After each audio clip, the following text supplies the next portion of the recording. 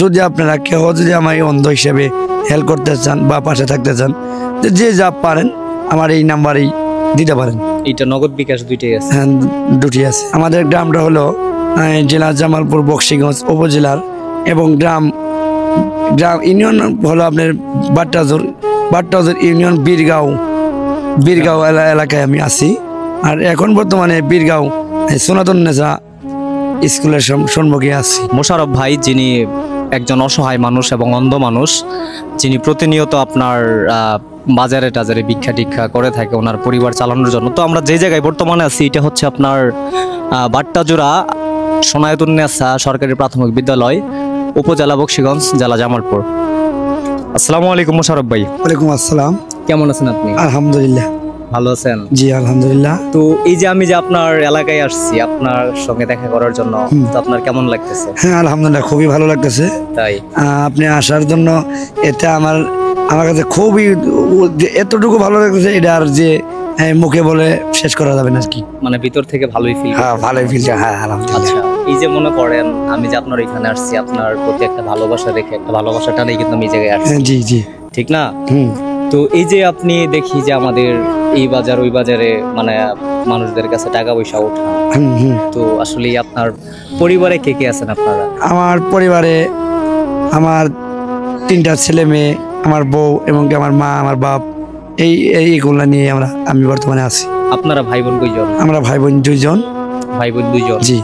ও, আপনি একজন আর আপনার বোন? আমার ছোট একটা বোন। তো আপনার আব্বা কি করে এমনিতে? উনি ক্ষেত কাম পাইলে কাজ কাম করে, মানে দিনমজুর হিসেবে থাকে। হ্যাঁ। আচ্ছা, এই যে আপনি যে প্রতিটা বাজারে টাকা পয়সা কালেকশন করেন, মাইকিং করে, এটা মোটামুটি যারা আমার ভিডিওটা দেখতেছে তারা কিন্তু আপনাকে চিনে এবং জানে। হ্যাঁ, অনেকে আমাকে চিনে। হ্যাঁ। তো এখন কথা হচ্ছে যে আপনি যে প্রত্যেকদিন বাজারে টাকা পয়সা কালেকশন করেন, কিরকম টাকা পয়সা কালেকশন? এই ধরেন 300-400 টাকা, আর কি আর্থিক দিক দিয়ে একটু সমস্যাই আছে আর কি। তাই?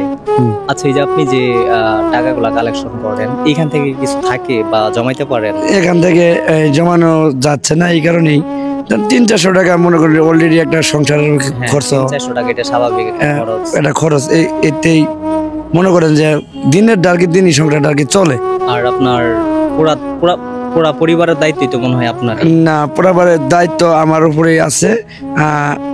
মনে করেন যে অন্ধ হিসাবে আপনাদের এই পাশে থাকা, ওইটা একটা কথা। আর দ্বিতীয় কথা হলো, আপনারা যদি মনে করেন যে সবাই তো আমাকে চিনেন, যদি অসহায় মনে করেন পাশে থাকেন, তাহলে আমার একটু সুবিধা হলো। তো আসলে আমি দেশবাসী এবং প্রবাসী ভাই বোনদের কাছে এতটুকু আশা করব, হয়তো আমার কোনো ডোনার নাই, হ্যাঁ, তো যারা আপনার এই ভিডিওটা দেখতেছে তাদের উদ্দেশ্যে যদি আপনি কিছু বলেন, যে আপনি অনেক অসহায় মানুষ, আমরা তো জানি, আর যারা দূরে আছে তারা তো এই বিষয়গুলো নিয়ে জানে না বা বুঝেও না, যদি আপনি তাদের উদ্দেশ্যে কিছু বলতেন। এখন তাদের উদ্দেশ্যে বলতে, প্রবাসী ভাই এবং যারা আরো আছেন, যারা অনেকেই আমাকে চিনেন, জানেন, আমরা যারা বুঝেন তো সারাদিন ওই মানুষের দ্বারা যায়, আর কত টাকাই হয়, এতে তো আমার সংসার চলা একটু কষ্টই হয়ে যায়।